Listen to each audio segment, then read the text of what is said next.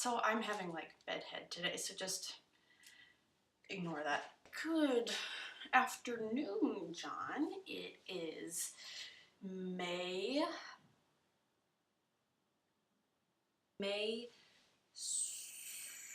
8th. I was gonna say 7th. Today is May 8th, 2013. It is a Wednesday. If you are somebody who is not John, who watches these videos, I have a very important message for you.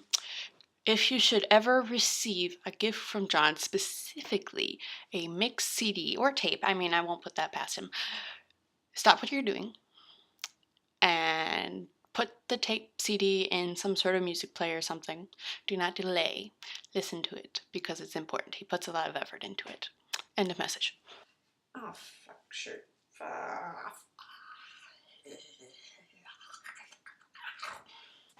Here's how United Methodist Church polity works.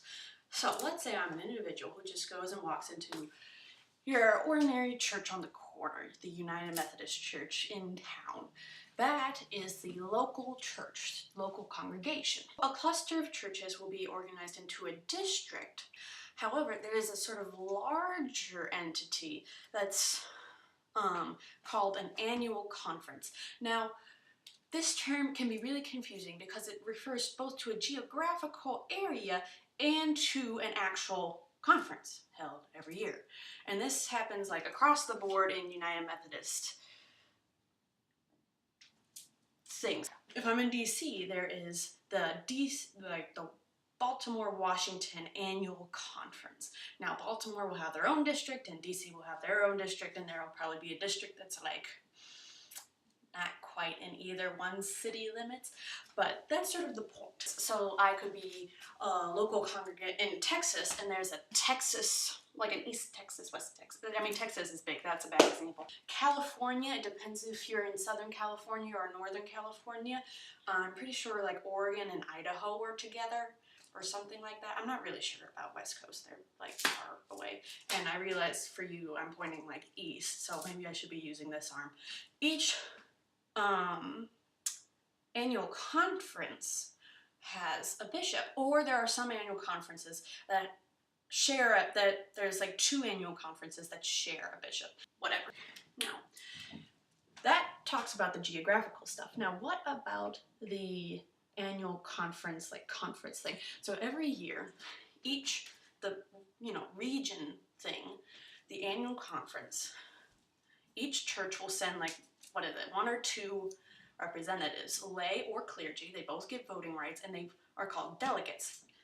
They'll have like a 2-3 day meeting where they talk about like rules and stuff. Every 4 years, all of the annual conferences from all over the world gather in one spot for what's called the General Conference. Fun little tidbit. General conferences are only held in the United States because the United Methodist Church is largely based in the United States, but more it's because the United States Americans were kind of obsessed with ourselves and don't feel like traveling to other places, because why would we expose ourselves to new points of view? I mean, it's just stupid, right? Sarcasm. At the General Conference, this is the only place where you can vote on the Book of Discipline, which is the doctrinal rule book. So you have delegates from all over the world trying to come to some sort of agreement on all sorts of issues. Pension, Israel, Palestine, our clergy chosen, what are our standards? Among the rules in the Book of Discipline are rules regarding sexuality. Now, the United Methodist Church, in a lot of ways, is very open-minded, broad thinking. There's this whole section of the Book of Discipline called Social Principles, and rock on. Just all sorts of social things.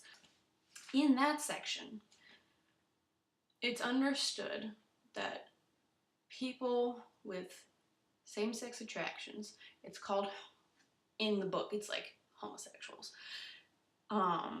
people of varying gender identities are all recognized as children of God, who have inherent dignity as human beings, as children. Later in the Book of Discipline, there are sections that say, uno, homosexuality is incompatible with Christian teaching. The only other thing in the Book of Discipline that is specifically named as incompatible with Christian teaching is war. Because obviously, you know, going on a date and maybe getting some afterwards is along the same lines as going to war and maiming people and pillaging and raping and, you know, making orphans. Sarcasm. Of course. And similarly, it's specified that homosexuality is a reason not to allow someone to become clergy, not to be a pastor or get ordained or any of that stuff. Brilliant, right? Sarcasm. There's also a section, I mean, there are a ton of sections. I'm just rambling off the things that come up at the top of my head. There's also a section that it's not specified exactly, however, it is basically used to keep transgender United Methodists from becoming members of a church. Basically saying that a pastor can just sort of like renege your membership just because. My bedhead really is pretty bad today. I'm impressed, actually. I usually don't get this bad. Why am I talking about this? Because recently, like within the last week, in the New York Times, there's an article about Reverend Dr. Ogletree, and I'm probably pronouncing his name wrong. He was a dean of, or something like that, of Yale Divinity School. Recently, his son, who is gay, became engaged, and they asked him to perform the ceremony.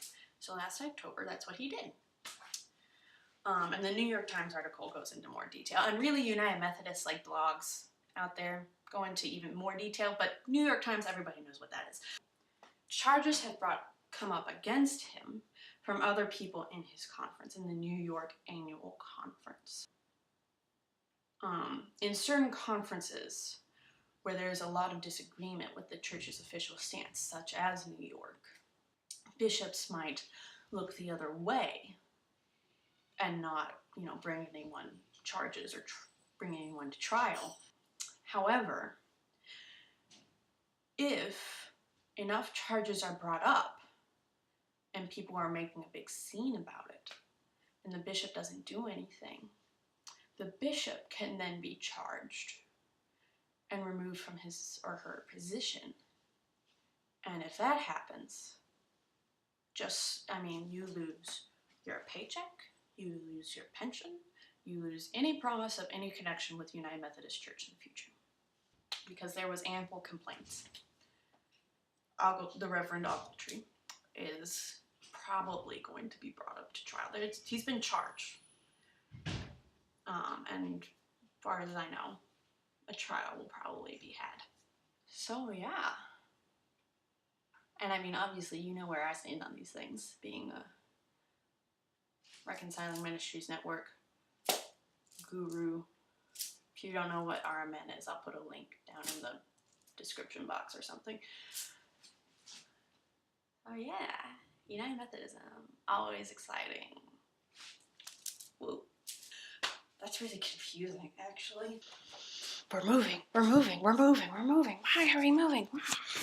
All right, John, that's it for me today. Tag, you're it. I'm losing words here.